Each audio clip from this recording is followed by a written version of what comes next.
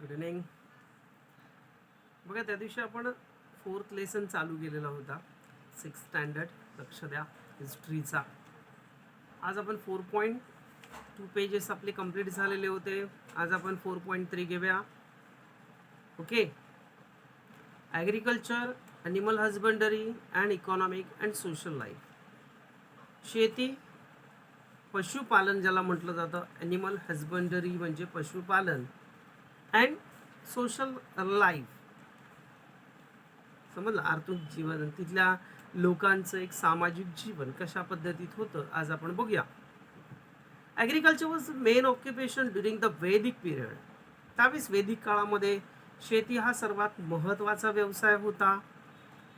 Many oxen were yoke together to plough the fields. नांगराला बरेचसे बैल लावले जायचे आणि शेत नांगरलं जायचं. प्लग म्हणजे नांगरणे. The plug had iron plug shares. खाली जो नांगर असायचा ना, त्या नांगराला खाली लोखंडाचा फाळ असायचा. काय असायचं? लोखंडाचा फाळ असायचा. The Atharvaveda as considered insect, pest and other animals that does destroy crops and suggest a certain remedies. Cow dung was used manure. त्यामुळे असे बरेचसे प्राणी पाळत असल्यामुळे शेतीच्या काळात त्यांचा उपयोग व्हायचा. त्यावेळेस बरेचसे प्राणी अजून पाळत असत सुद्धा. त्यांचं शेड, मलमूत्र यांचा सुद्धा शेतीच्या कामामध्ये खत म्हणून वापर व्हायचा. ड्युरिंग द वैदिक पिरियड, वैदिक काळामध्ये animal like horse, काऊज and dogs and special importance. त्या कालावधीमध्ये प्राण्यांना काऊज अँड डॉग्स, काऊज म्हणजे गायी आणि कुत्रे, यांना हिज अ स्पेशल इम्पॉर्टन्स, त्यांना खास महत्त्व असायचं.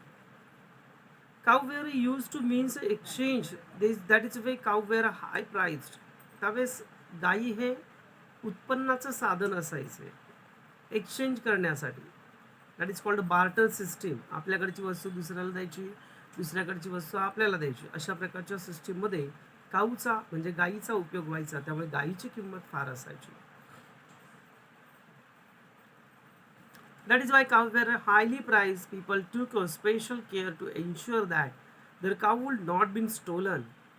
The horse was valued because its such speed. त्यामुळे गायीची चांगली काळजी घेत असत लोक. आणि त्यावेळेस चोरीला वगैरे जायच्या नाहीत गायी. त्याला गोधन आणि देव असं समजलं जायचं. त्यामुळे चोरीला वगैरे जात नसत. The horse was valued because it's a spread. It's a Vedic people were skilled is a taming the horse and horn raising them to the chariots. Chariots is the Vedic period of the spoked wheels, which is a lighter than a solid wheels, and a horse drawn and spoked wheel. A chariot of the Vedic period was swift and speedy. त्यावेळेस टांगे असायचे. टांगे म्हणजे ज्याला बग्गी असं बोलायचे, घोड्या गाडी बोलतात त्याला, घोडा गाडी. अशा घोड्यागाडीला 2-4 चाकं असायचे आणि त्याच्यानंतर त्याला 7-8 घोडे लावले जायचे. आणि पळण्याचं साधन, जेव्हा फार स्पीडने घोडे धावायचे आणि त्यावेळेस ट्रॅव्हलिंगसाठी मोस्ट ऑफ घोड्यांचा वापर केला जायचा. म्हणून आज रथ बोलतात त्याला, रथ. चॅरिट म्हणजे रथ. Horse power is a unit measuring power. It's a rate of which work done by engine. बरं ना, आज हॉर्स पॉवर हे आपण युनिट म्हणून वापरतो. कशाला युनिट म्हणून वापरतो? इंजिनमध्ये स्पीडला आज हॉर्स पॉवर असं वापरतो आपण. बरं ना. In this period, apart for the agricultures and animal husbandry, several other occupations had also flourished. Artisans, people practicing various occupations were an important part of the social system. In this period, या कालावधीमध्ये, apart from agriculture and animal husbandry, शेती आणि पशुपालन हा जो व्यवसाय होता, several other ऑक्युपेशन्स आणि काही व्यवसाय होते, had so flourished. Artisans and people practicing various occupations. हे तर शेतीवर आधारित उद्योग होतेच होते. शेतीवर आधारित असे अजून काही इतर त्याला जोड उद्योग सुद्धा होते. Where the important part of the special system, there form a independent organization known as a श्रेणीज or a guilds. तेव्हा या कामगारांच्या, हे कामगार होते सगळे, त्याच्यावर आधारित उद्योग होते, या कामगारांना श्रेणी असं म्हटलं जायचं. या कामगारांचे जे काही हे होते जे स्टेप्स होत्या यांना श्रेणी असं म्हटलं जायचं. However, slowly the status of skilled artisans becomes a secondary. During this period, there are 4 varnas: Brahmin, Kshatriya, Vaishya and Shudras. याच्यावरनं त्या कालावधीमध्ये या कामगारांना थोडं थोडं नंतर कमी लेखलं जायचं. याच्यावरनं 4 वर्णाच्या जाती पडल्या. एक पडलं म्हणजे काय श्रेणी, बरं ना, श्रेणी. However, slowly the status of skilled artisans became a secondary. During this period there were 4 varnas. त्या कालावधीमध्ये त्यांच्या कलेनुसार त्यांच्या भाग पडले जायचे. त्यावेळेस 4 वर्ण असायचे. एक कोणता? आर्य वर्ण, बरं, ब्राह्मण, क्षत्रिय, वैश्य आणि शूद्रच. आम्ही सेकंड याच्यामध्ये येतो, क्षत्रियमध्ये येतो. जे ओबीसी मध्ये असतात ते क्षत्रियमध्ये येतात, बरोबर आहे. A varna was determined by the occupations people in the later period of varnas. आणि कालांतराने याच्यानुसार व्यवसायानुसार दर ऑक्युपेशन त्याच्यानुसार वर्ण म्हणून समाजामध्ये उदयास आलं. During the Vedic period certain nations about leading a ideal life has become well established where they were 4 stages of 4 ashramas. Birth to death आणि जन्माच्या माणसाच्या जन्मापासून ते मृत्यूपर्यंत मनुष्याच्या 4 स्टेप्स निर्माण झालेल्या होत्या. The first ashrama was a brahmacharyam or the period of the staying a guru learn from him. पहिलं होतं ब्रह्मचार्य आश्रम. याच्यामध्ये गुरुद्वारे शिक्षण घेतलं जायचं वयाच्या काही वर्षापर्यंत.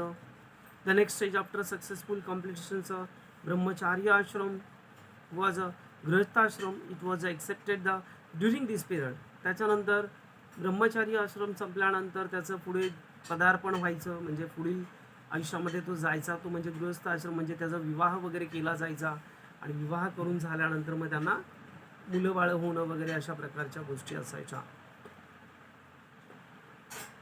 It was expected during this period I am the one man would carry out his duties towards his family and society with the help of wife.